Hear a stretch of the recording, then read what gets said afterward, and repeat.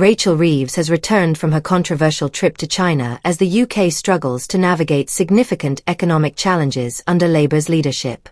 Instead of a triumphant return, Reeves found herself facing the full force of Parliament, and what unfolded next was nothing short of a political spectacle. Shadow Chancellor Mel Stride did not hold back, delivering a scathing critique of Reeves' handling of the UK economy and her decision to prioritise a trip to Beijing over addressing pressing issues at home. Here's what he had to say. Mr. Speaker, thank you. Can I at the outset say it is good to see the Chancellor in her place and to thank her for advance sight of her statement. Mr. Speaker, I know that the Chancellor has been away, so let me update her on the mess that she left behind. The pound has hit a 14-month low. Government borrowing costs are at a 27-year high. Growth has been killed stone dead. Inflation is rising, impacting millions. Interest rates are staying higher for longer, and business confidence has fallen through the floor. The party opposite talked down the economy. They crippled businesses with colossal taxes, breaking all their promises. This is a crisis made in Downing Street. And Mr. Speaker, it should hardly surprise the Chancellor that international markets are uneasy. The UK's long-term borrowing costs have risen to their highest in almost 30 years. But while the government was losing control of the economy, Mr. Speaker, where was the Chancellor? Her trip to China had not even begun when my urgent question was taken in the House last week.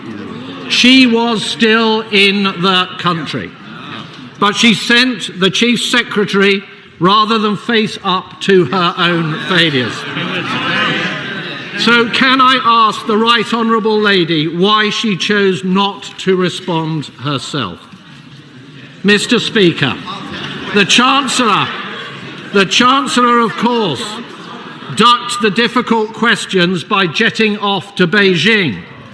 I believe that in Labour circles they are calling it the Peking duck, Mr. Speaker.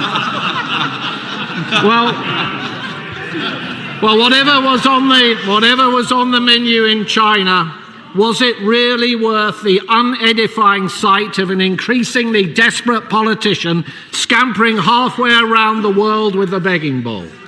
Was it really worth it? The Chancellor's deal pales in comparison to Labour's black hole, which has opened up in the public finances while the Right Honourable Lady was absent from her station.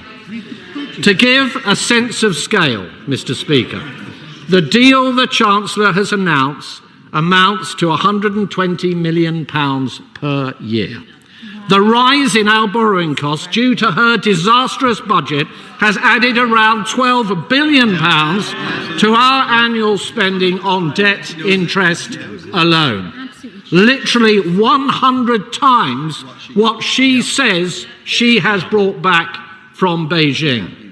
That is money that cannot now go on the public's priorities. 12 billion is enough to pay for 300,000 nurses, to cover Labour's pernicious winter fuel payments cut for 8.5 years.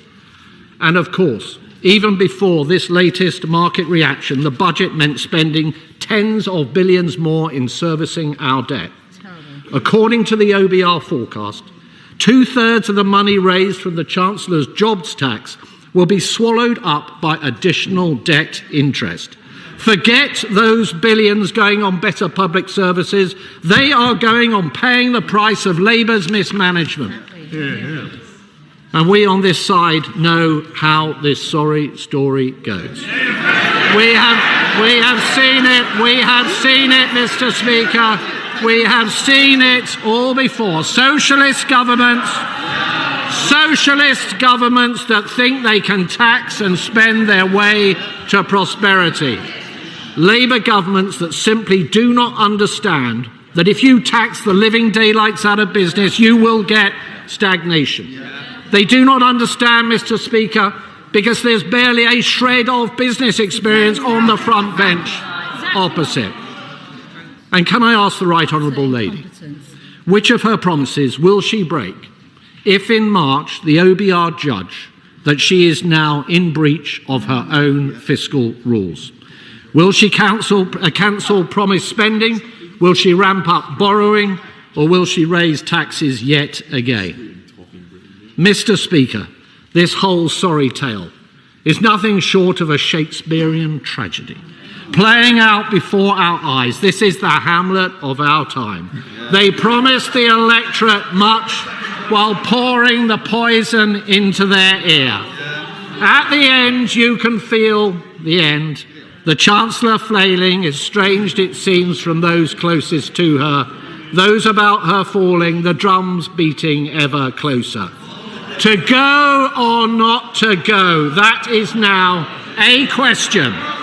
The Prime Minister will be damned if he does, but he will surely be damned if he does not. The British people deserve better. As tensions rose, Rachel Reeves appeared visibly uncomfortable, her attempts to deflect criticism falling flat against the unrelenting scrutiny from opposition MPs. But what stunned the chamber and the nation was the dismissive attitude Reeves and her team displayed, even laughing at the serious concerns raised about the UK's economic state. This left many asking, is Rachel Reeves fit to lead as Chancellor during one of the most challenging economic periods in recent history? Do you think Rachel Reeves has what it takes to navigate the UK's economy? Share your thoughts in the comments. Like this video if you believe the UK deserves better leadership. And don't forget to subscribe for more updates on this critical issue.